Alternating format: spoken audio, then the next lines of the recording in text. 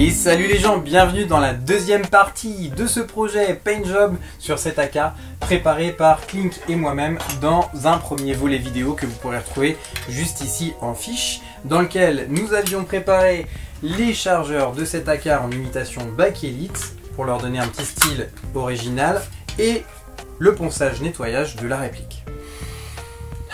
Ça sent bon le métal. On y va tout de suite après le générique avec la présentation du matos. C'est parti.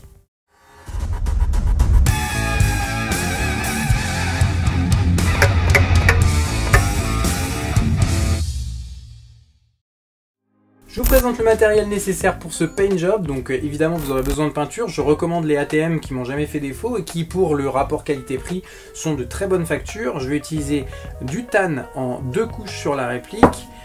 Du brown qui ressemble beaucoup à du OD, donc attention, faut pas se tromper, c'est bien du brown, et du noir pour les rayures un peu tigrées qui donnent cette particularité au Paint Job Atax iX. Je vais avoir du vernis matifiant pour terminer ma peinture et préserver la peinture au maximum. J'utilise des gants en latex pour manipuler les bombes, c'est quand même plus sympa.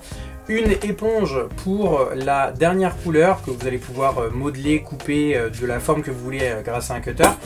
Du scotch de peintre pour masquer les zones que vous ne voulez pas peindre et pour fabriquer aussi, si vous voulez, le modèle, enfin la forme des rayures que vous voulez donner au noir sur votre peinture.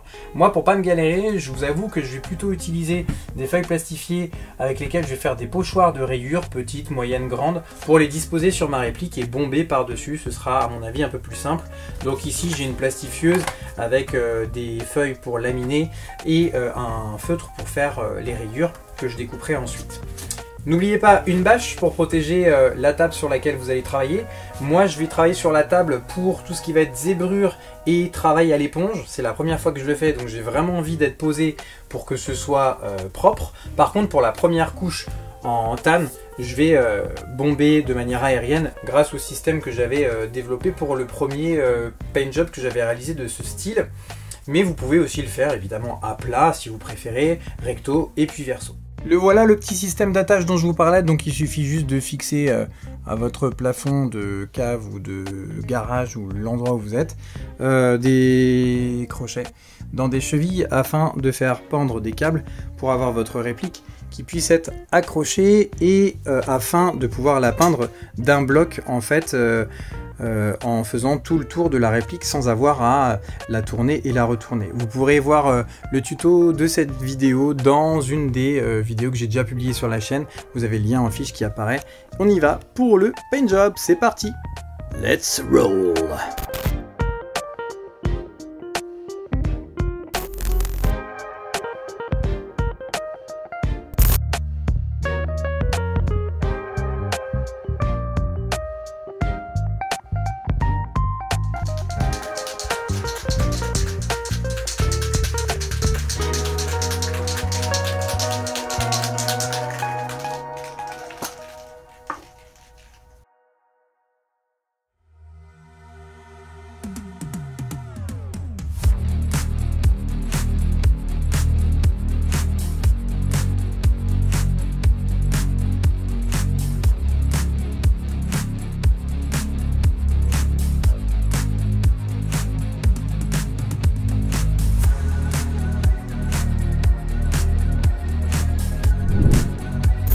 Ok, voilà pour la première couche. Alors, j'ai fait par touche, mais vraiment, il y a beaucoup de relief sur la réplique, ce qui fait que parfois, il faut insister un petit peu. Pour info, aujourd'hui, je peins, il fait très chaud dehors, j'ai bien ventilé la pièce. Malgré tout, ça sèche très très vite. Donc attention, si jamais vous avez des petites coulures, ici, il y en avait une, donc j'ai tout de suite appuyé pour pas qu'il y ait de surépaisseur de peinture, afin de repasser pour qu'une deuxième couche efface le petit problème qu'il y avait. Essayez de ne pas faire goûter votre peinture sur la réplique. Là, ça sèche très vite. Il y a des endroits déjà où c'est presque déjà sec au toucher. Et on va mettre une deuxième couche après pour régler les petits manques par petits endroits, histoire que ce soit bien uniforme. J'ai changé la tâche de place, histoire qu'il n'y ait pas de manque. Pensez-y, sinon vous allez avoir des traces, ce ne sera pas joli.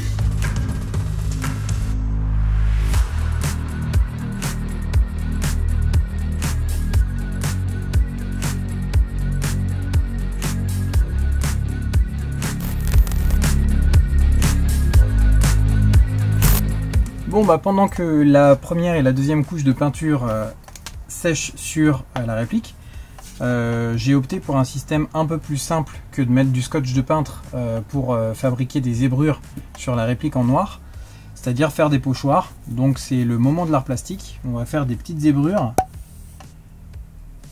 qui vont permettre en fait d'utiliser ensuite la plastifieuse pour faire comme un pochoir. Alors j'en fais de différentes grandeurs, largeurs, puisqu'il va y avoir des accessoires tout petits, même plus petits que celui-là, hein, sur lequel il va falloir faire des petites zébrures évidemment, mais la réplique est beaucoup plus grande, donc il va falloir aussi des zébrures beaucoup plus grandes.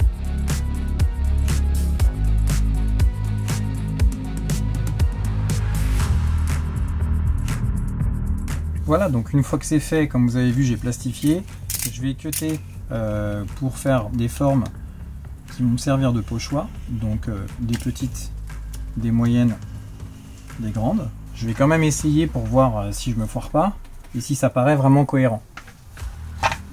Mon conseil, c'est de toujours essayer sur des pièces qui vont pas être la réplique en elle-même et qui se verront beaucoup moins ou qui seront quand même plus petites pour faire des tests sur les premiers paint jobs que vous voulez effectuer, surtout si vous utilisez des techniques particulières. Là par exemple, cette rayure, elle est à peu près correspondante à la taille de cet objet, donc je vais pouvoir peut-être le marbrer comme ça, de cette façon. Mais vous voyez que par exemple pour celui-là, il va falloir que je sois un peu plus subtil si je veux utiliser une rayure dessus. Je ne suis pas obligé de mettre des rayures sur chacun des objets, bien évidemment. Il y a des objets beaucoup plus gros, comme par exemple ce rail qui va permettre de mettre une optique, sur lequel il faudra que je sois un petit peu malin pour trouver une marbrure qui soit plus fine que celle que j'ai faite. Donc je peux recommencer évidemment un pochoir avec une empreinte beaucoup plus fine, hein, pour pouvoir faire une zébrure beaucoup plus mince, beaucoup plus subtile, afin qu'il n'y ait pas une grosse peinture noire sur l'objet en question.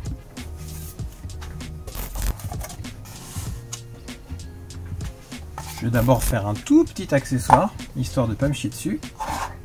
Clac.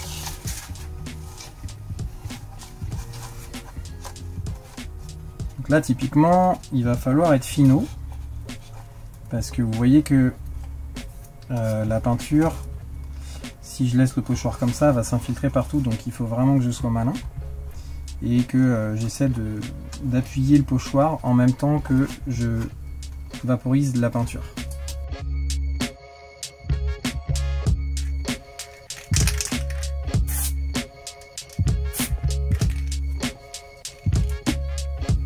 Très léger, hein. Il n'y a pas besoin d'en mettre des tonnes, et surtout mon conseil c'est de retirer tout de suite tant que la peinture est fraîche. Donc on va avoir des petites gouttelettes de dispersion sur le côté, mais la rayure on la voit quand même bien, et l'essentiel c'est ça, c'est d'avoir ce côté un petit peu marbré qui va venir zébrer un peu la réplique et les accessoires. Donc là par exemple j'en ai fait un comme ça sur ce rail latéral qui va être en bas de la réplique, mais je peux le mettre aussi en diagonale dans le sens que je veux, etc.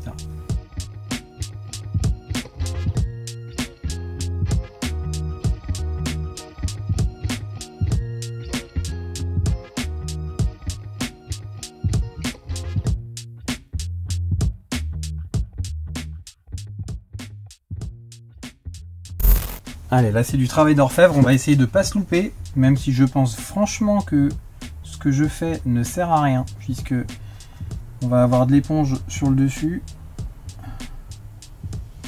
Voilà, c'était pas compliqué, hein.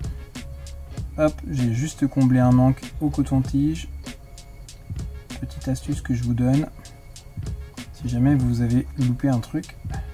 Voilà, c'est rectifié. Belle zébrure ici, et là on peut attaquer maintenant sur l'AK.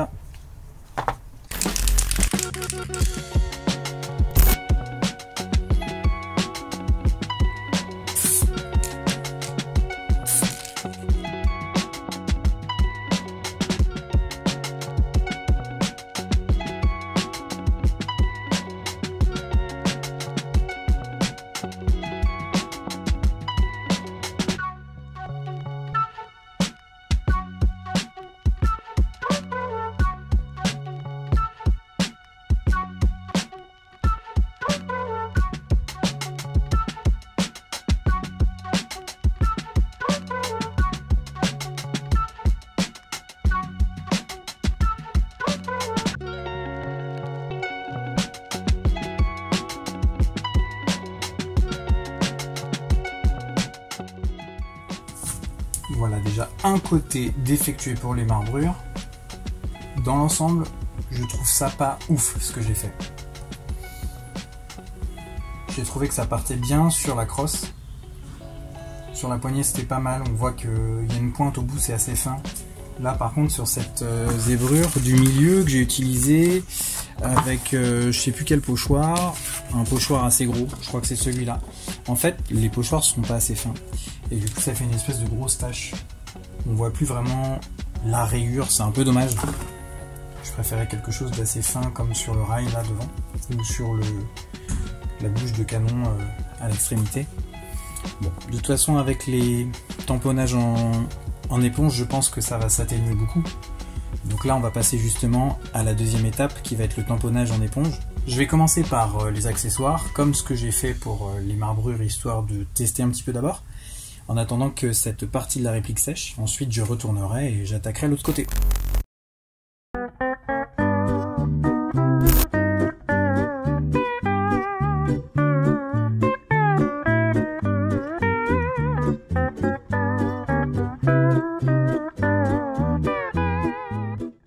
Ah ouais, c'est quand même beaucoup plus subtil sur la grosse éponge. Ouais, je trouve que ça fait beaucoup plus camouflage, beaucoup moins effet filet de patate.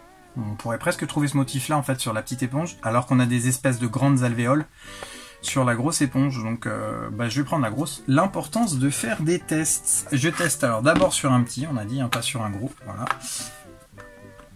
Voilà. C'est pas mal du tout. Voilà, on va essayer d'être un petit peu subtil, pas en mettre trop. Parce qu'on a toujours tendance à vouloir se dire, ouais, bah je fais de la peinture, il faut que ça se voit et que je mette de la peinture.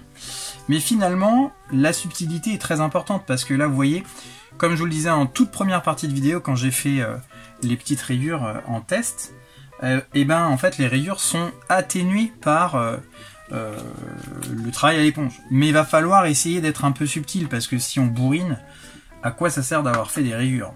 Franchement, je vous le demande. Et c'est beaucoup plus facile que ce que je ne pensais. Franchement, c'est même plutôt agréable comme activité. Et big up encore à mon pote Guiche qui m'a donné l'idée. Il m'a pas donné la technique, là j'improvise, hein, c'est la première fois que j'essaye, mais déjà le fait de m'avoir filé l'idée, et ben vous voyez que après c'est plutôt cool, on arrive à tester sur des choses. C'est vraiment sympa, je trouve que ça fait une texture, un texturage qui est vraiment intéressant. De très très près, on pourrait presque voir une espèce de pattern digital en fait, c'est assez intéressant. Allez, c'est parti pour le grand rail Picatinny, donc je vais essayer de le commencer par ici, parce que du coup à l'éponge ça sèche très vite. Vu que c'est juste imbibé. Voilà, comme ça, il y en aura à l'intérieur aussi, clac. Alors là, je commente pour la première phase, hein, mais rassurez-vous, je ferai une timeline accélérée sur le travail à l'éponge, sur la réplique principale.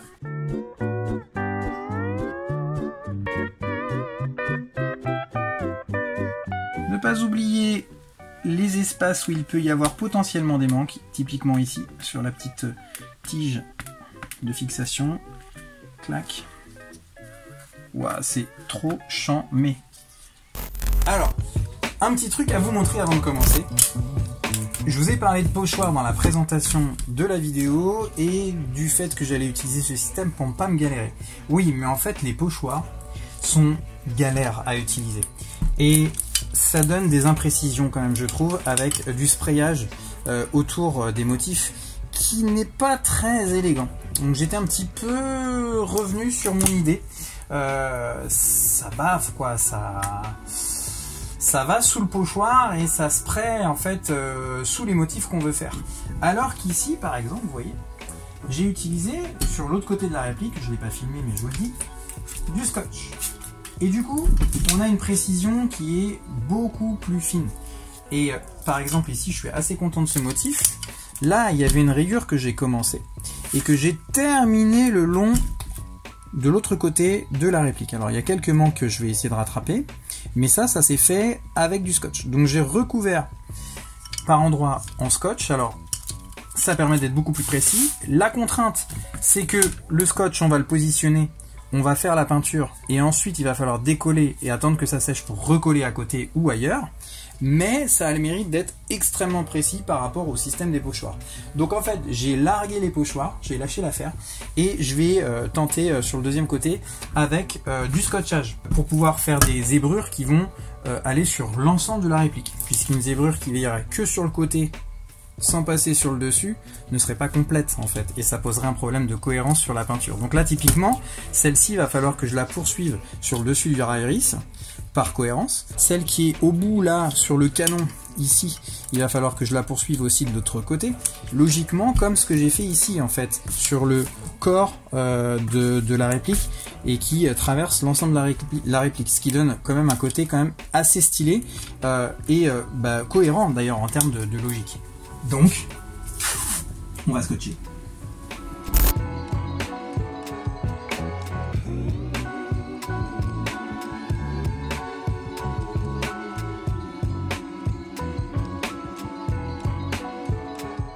Voilà, et là on a la suite d'une belle rayure. Donc comme je le disais, on attend que ça sèche avant de repositionner du scotch, sinon ça va tout arracher. Mais c'est extrêmement rapide, beaucoup plus rapide que ce que je pensais. Voilà, donc là on a une rayure qui va tout de l'autre côté. Il faudra que j'essaie de combler un peu le manque qu'il y a là, en mettant du scotch ici. Je le ferai une fois que ce sera bien sec.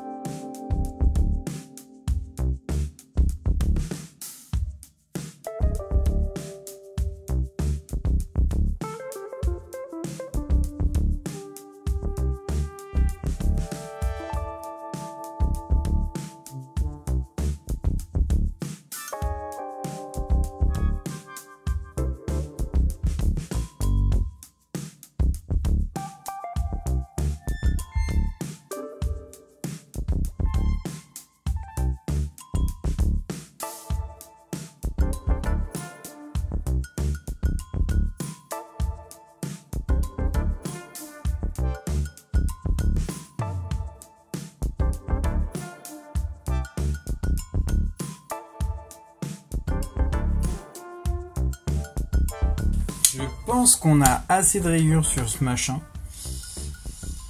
Voilà, c'est pas trop mal, hein. En tout cas, je peux vous dire, les gens, que c'est de loin le paint job le plus minutieux que j'ai fait pour l'instant.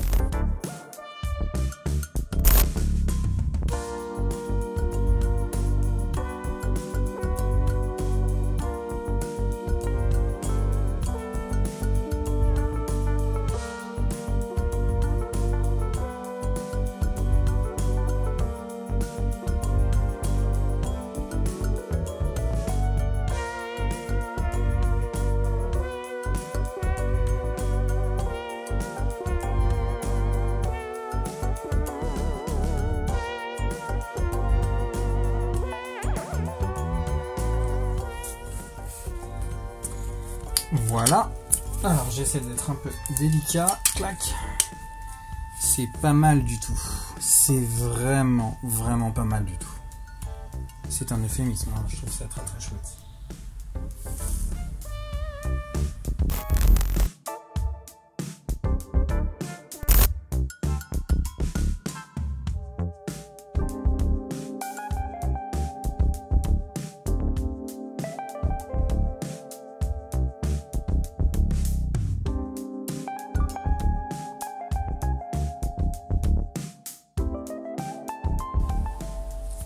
Ok, voilà pour le noir, c'est bon, hein.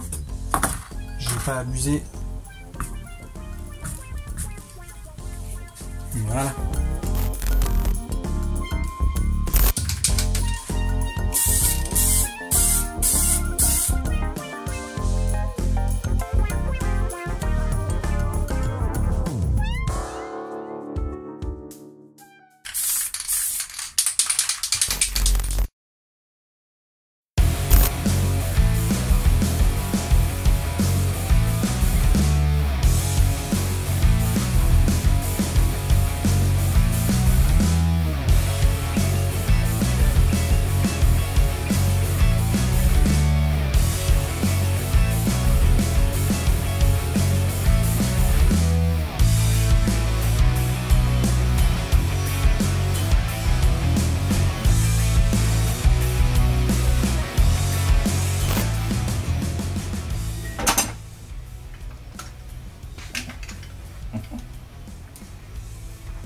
Yo!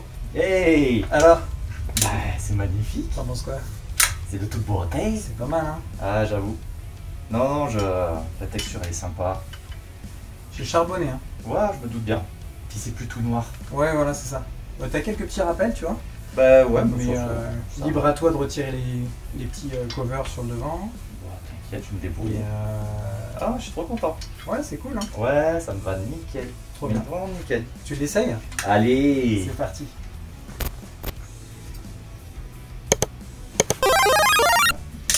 Non, c'est bien. C'est bien, c'est bien. C'est bien. C'est bien. Après, on verra avec les gants, mais j'adore la texture en fait. Ouais. que tu as donné. Non, mais merci beaucoup, mon cher Mais So. avec plaisir, mon poulet. C'était un vrai kiff. J'ai pris vraiment le temps de le faire, mais je me suis vraiment donné parce que j'ai eu envie de la garder un petit peu quand même, je t'avoue. Ah, je comprends. C'est attache vite à ces Ah choses-là. ouais. Donc voilà, la série Paint Job est terminée. J'espère que ça vous a été utile. Si jamais vous connaissez des gens qui seraient intéressés pour faire ce genre de truc, n'hésitez pas à partager. Ça peut leur filer un petit coup de main, un petit coup de pouce, parce qu'il y a des étapes quand même assez particulières. Ça peut donner des petites astuces. Et puis si vous avez des idées de paint job un peu tarabiscotées, n'hésitez pas, vous les laissez dans les commentaires et puis moi peut-être que je pourrais expérimenter un jour. Ça m'intéresse de tester de nouvelles choses, donc voilà, je vous dis à la prochaine pour d'autres paint jobs, d'autres vidéos, et puis d'ici là, airsoftez bien, kiffez bien, prenez soin de vos répliques, bon été, bonnes vacances aussi, et puis à la prochaine. À bientôt. Ciao!